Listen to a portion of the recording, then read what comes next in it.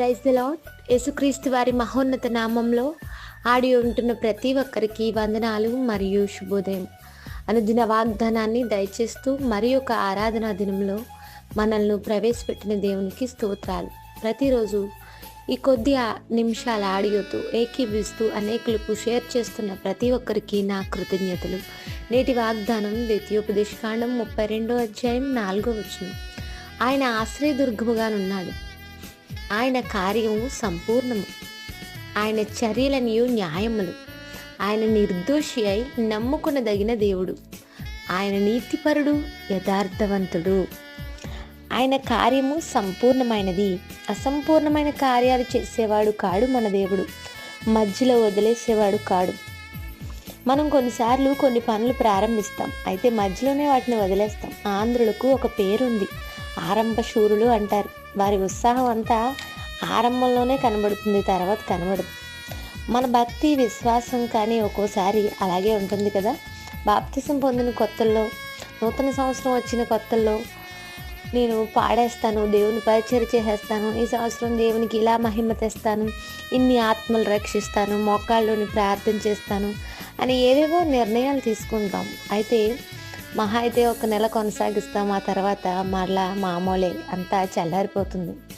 మనం చేసే పనులు, మనం తీసుకునే నిర్ణయాలు అసంపూర్ణంగా ఉంటాయి. అయితే దేవుడు అలా కాదు, ఆయన ప్రారంభించాడంటే సంపూర్ణం చేస్తాడు. దేవునికి స్తోత్రం.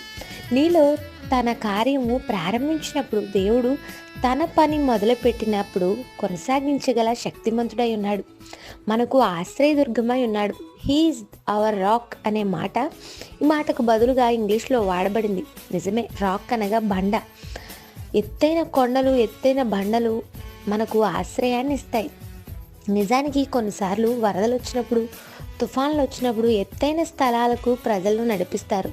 ముంపు గల ప్రాంతాల్లో ప్రజలను తీసుకొచ్చి ఎత్తైన బండలు గల ప్రాంతాల్లో నిలబడతారు. ఎందుకంటే వారికి అక్కడ క్షేమం ఉంది, భద్రత ఉంది అని. దేవుడు కూడా అలాంటి వాడే. చాలాసార్లు మన జీవితాల్లో వరద లాంటి సమస్యలు అనుకోని రీతిలో వచ్చిపోతుంటాయి. బాధ పెట్టే నిందలు, బాధపరిచే మనుషులు తుఫానుల్లా, వరదల్లా మన పైకి వచ్చి పడిపోతుంటారు.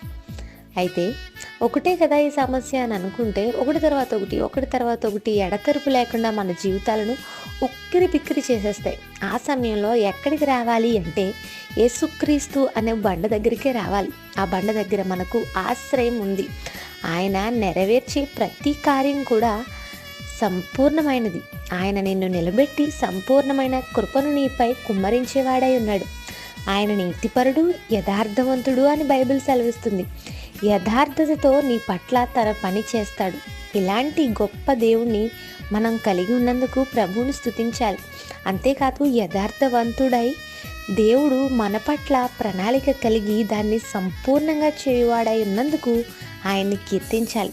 ఇంతవరకు ఇష్టానుసారంగా తిరిగావేమో, నీ పాదాలు ఆయన క్రీస్తు అనే బండపై స్థిరపరుస్తాడు. ఆయన దగ్గరకు రా, ఆరాధనలో ఏకీవించు. ఆయన నీకు ఆశ్రయ దుర్గమై ఉన్నాడు. ఆయన నీ పట్ల చేయు కార్యములు సంపూర్ణము. ఆయన నమ్ముకునదగిన దేవుడు, నీతిపరుడు, యథార్థవంతుడు. ఇలాంటి దేవుణ్ణి కలిగి ఉన్న నీవు ఆయన మందిరమందు చేరి ఆయన దినాన్ని ఆయనకి ఇవ్వాల్సిన బాధ్యత మనపై ఉంది. సకాలంలో చేరి ప్రభువుని సేవిద్దాం. ఈరోజంతా ఈ వాగ్దానాన్ని ఆధారంగా చేసుకుని ప్రార్థిద్దాం. ప్రార్థన. ప్రేమగల మా తండ్రి, మాతో మాట్లాడిన మాటలు బట్టి స్తోత్రాలు. ఈ దినమంతా మా ప్రియులను ఈ వాగ్దానం ద్వారా బలపరచండి. అస్థిరులమైన మా జీవితాలను స్థిరపరిచి సంపూర్ణమైన కృపతో నింపేవాడు నీవని నమ్ముకునదగిన సహాయకుడు నీవని తెలియజేసినందుకు స్తోత్రాలు. నీ యథార్థతను బట్టి, నీ న్యాయ విధులను బట్టి, ఆశ్రయ దుర్గమై ఉన్న నిన్ను బట్టి సేవించేవారముగా, మందిరమందు చేరి కీర్తించేవారుగా మమ్మను మా ప్రియులను ఉంచమని అడుగుచు క్రీస్తు ప్రభు నామములో అడుగుచున్నాను తండ్రి. Amen. Have a blessed day. Thank you all. God bless you.